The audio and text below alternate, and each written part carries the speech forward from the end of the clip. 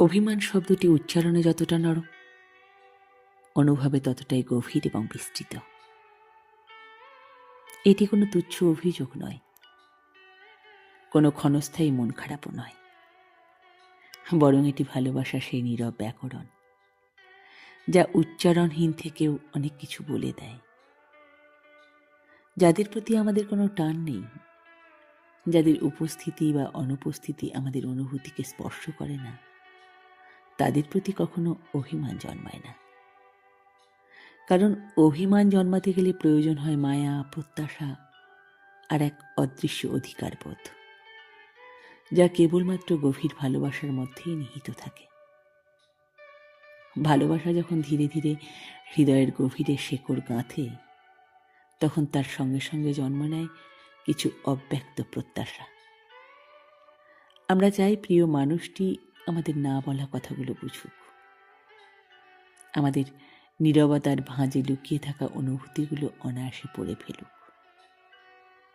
এই চাওয়াগুলো কখনো দাবির ভাষায় প্রকাশ পায় না, বরং নিঃশব্দেই থেকে যায়। আর ঠিক সেখানেই অভিমানের সূচনা। যখন সেই মানুষটি, যার কাছে আমরা নিজেকে সম্পূর্ণ উন্মুক্ত করে দিয়েছি, সেই আমাদের অনুভূতির সূক্ষ্মতাকে অনুধাবন করতে ব্যর্থ হয়।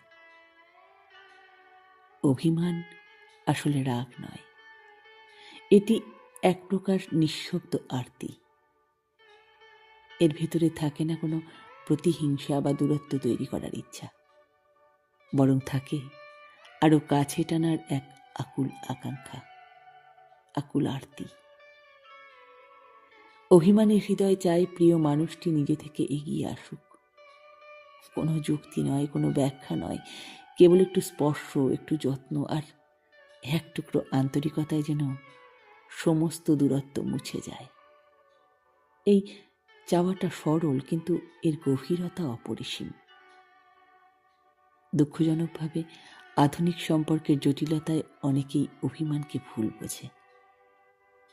একে কখনো কখনো অযথা রাগ বলে অবহেলা করা হয়, অথচ অভিমানের অন্তরালে লুকিয়ে থাকে এক বিশাল ভালোবাসার সমুদ্র, যেখানে প্রতিটি ঢেউ আসলে একটি করে না বলা অনুভূতি।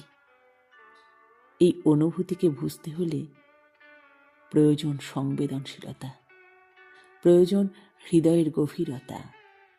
কারণ অভিমান কখনো শব্দে নিজেকে সম্পূর্ণ প্রকাশ করতে পারে না। অভিমান এমন এক অনুভূতি যা মানুষকে ভেঙেও দেয়, আবার গড়তেও পারে। সঠিক সময়ে যদি কেউ সেই অভিমানকে আলতো করে ছুঁয়ে দেয়, তবে তা সম্পর্ককে আরো দৃঢ় করে তোলে। কিন্তু যদি তা অবহেলায় পড়ে থাকে, তবে সেটি ধীরে ধীরে জমে এক অদৃশ্য দূরত্ব সৃষ্টি করে, যা একসময় সম্পর্কের ভিত্তিকেই নড়িয়ে দিতে পারে। তাই অভিমানকে অবহেলা নয়, উপলব্ধি করা প্রয়োজন।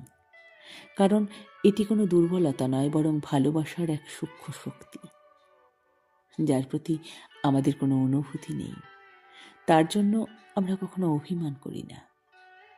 আর যার জন্য এক ফোঁটা অভিমান জন্মায়, সেই আসলে আমাদের হৃদয়ের গভীরতম স্থানে জায়গা করে নেয়। অতএব অভিমানকে এড়িয়ে যাওয়ার নয়, বোঝার চেষ্টা করুন। কারণ এটি ভালোবাসারই একটি নীরব, মার্জিত এবং সবচেয়ে আন্তরিক প্রকাশ। এটি ভালোবাসারই এক নীরব, মার্জিত এবং সবচেয়ে আন্তরিক প্রকাশ।